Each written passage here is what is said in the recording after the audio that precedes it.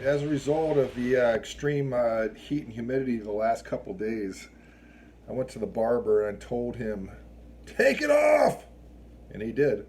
I said, take it off before I change my mind. And man, I watched the hair fall like autumn leaves. So it's Sunday afternoon in between the Nets and Bucks game. I am doing a scouting report for the Sixers, unofficially. I think the Sixers could roll both teams pretty easily.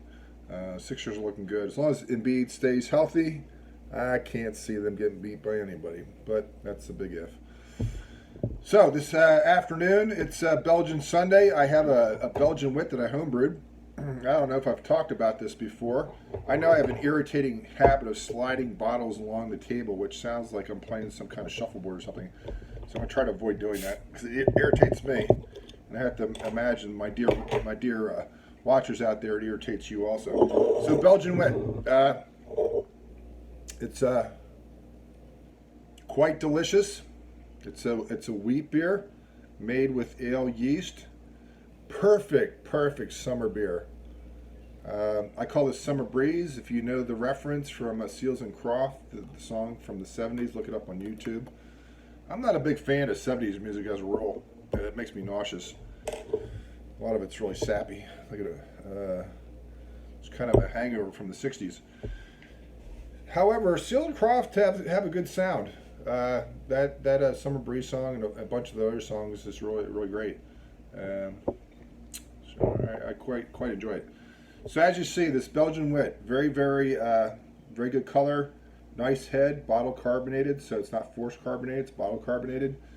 Ingredients are up to some degree some wheat, and then barley and hops, of course, not very hoppy. It doesn't have to be majority wheat, it just have to have a component of wheat in it. I don't know what the percentage on this is.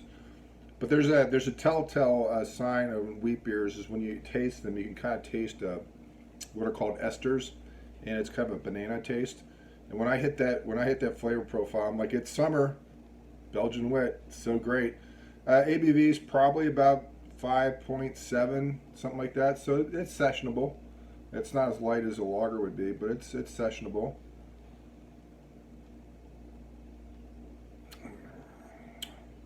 It's so good. And I didn't save any money brewing this kit.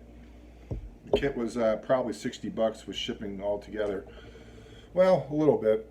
$30 a case. Maybe save $5 per case. Each kit makes by 5 gallons, which came out to be 48 bottles of 12 ounces here.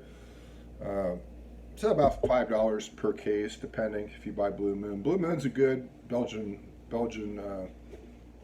white. That's fine. It's tasty as long as it's not been sitting around too long. I bought some Blue Moon down in West Virginia a couple of years ago, and I'm pretty sure it had been sitting in the beer fridge of that convenience store for a while because it was not tasty.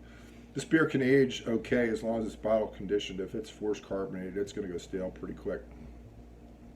So this is bottle carbonated. It'll age well, probably for 3 or 4 years, as long as you keep it cool and out of the sunlight.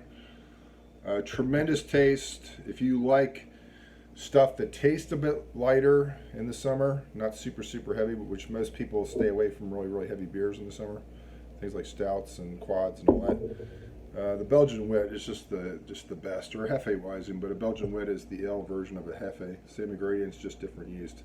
I highly recommend it. Go for it.